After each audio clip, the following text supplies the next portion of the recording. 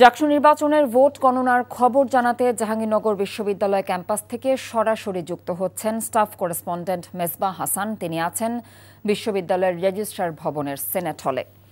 মেজবাহ, কেন্দ্রীয় সংসদের ভোট গণনা কি শুরু হয়েছে? ফলাফল ঘোষণা কখন হতে পারে, কি বলছে নির্বাচন কমিশন?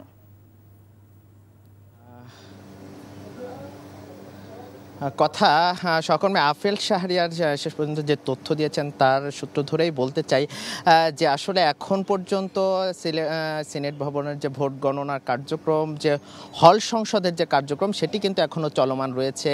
এখন পর্যন্ত 18টি হলের ভোট গণনা শেষ হয়েছে। এখন কিন্তু 3টা হলের কার্যক্রম বাকি রয়েছে। নামাজ কিংবা দুপুরের খাওয়ার কিন্তু বিরতিহীনভাবে এই কার্যক্রম চলছে। এখন পর্যন্ত যে বক্সগুলো খোলা হয়েছিল নামাজের আগে, সেই বক্সগুলো 2টা থেকে 3টা টেবিল কিন্তু এখনও বিরতিহীনভাবে কাজ চলছে। বাকি যে 3টা টেবিল সেটা কিন্তু বন্ধ রয়েছে। আর একটু জানিয়ে রাখি যে এই নির্বাচন কমিশনের পক্ষ থেকে এর আগে সাংবাদিকরা প্রশ্ন করা হয়েছিল এবং যে দ্রুত কিভাবে করা যায় ভোট গণনার কাজ, এটা নিয়ে বারবার সাধারণ শিক্ষার্থীরাও ক্ষোভ জানিয়েছেন। সেক্ষেত্রে নির্বাচন কমিশনের নামাজের পর থেকে 2টা টেবিল বাড়িয়েছেন। মোট এখন আগে 5টি টেবিল একাধারে যে গণনা করছিল, এখন 7টি টেবিল একসাথে গণনা করবে বলে নির্বাচন কমিশনের পক্ষ থেকে আমাদেরকে জানিয়েছেন।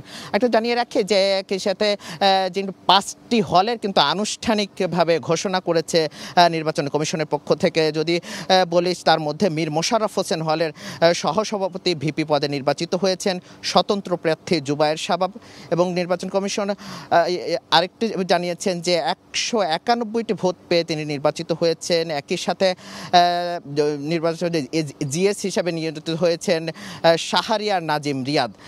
এছাড়া শহীদ সালাম বরকতের ভিপি হিসাবে নির্বাচিত হয়েছেন 39তম ব্যাচের শিক্ষার্থী মারুফ। এছাড়া জিএস পদে সেখানে নির্বাচিত হয়েছে মাসুদ রানা। এভাবে 5টি হল সংসদের কিন্তু আনুষ্ঠানিকভাবে আমাদেরকে জানিয়েছেন।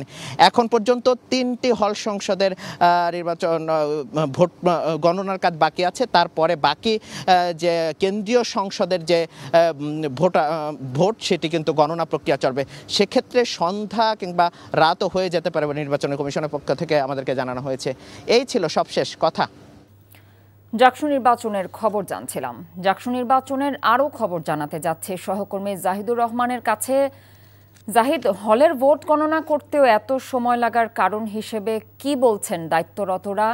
নির্বাচন বর্জন সহ পাল্টাপাল্টি অভিযোগ, ক্যাম্পাসের সার্বিক চিত্র কেমন আমাদের জানাবেন।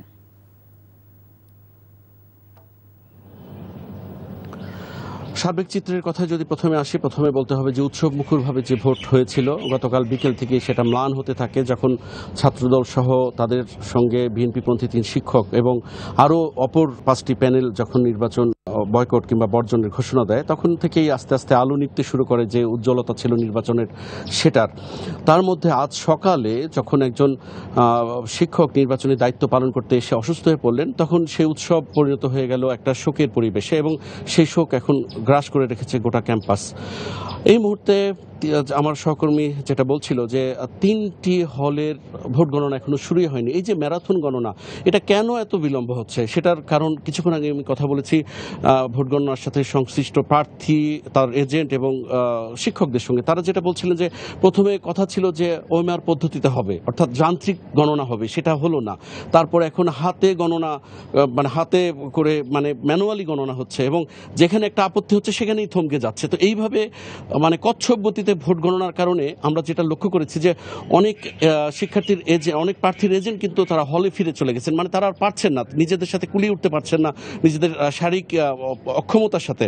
আরেকটা বিষয় যেটা আমরা লক্ষ্য করেছি যে পুলিশ সদস্যদের অনেকে গতকাল 6টা থেকে যারা ডিউটিতে আছে তারা কিন্তু এখন একটানা ডিউটি করে যাচ্ছে, তাদের অনেকেও কিন্তু অসুস্থ হয়ে পড়েছে। তো এই ছিল কথা এখানকার সর্বশেষ তথ্য।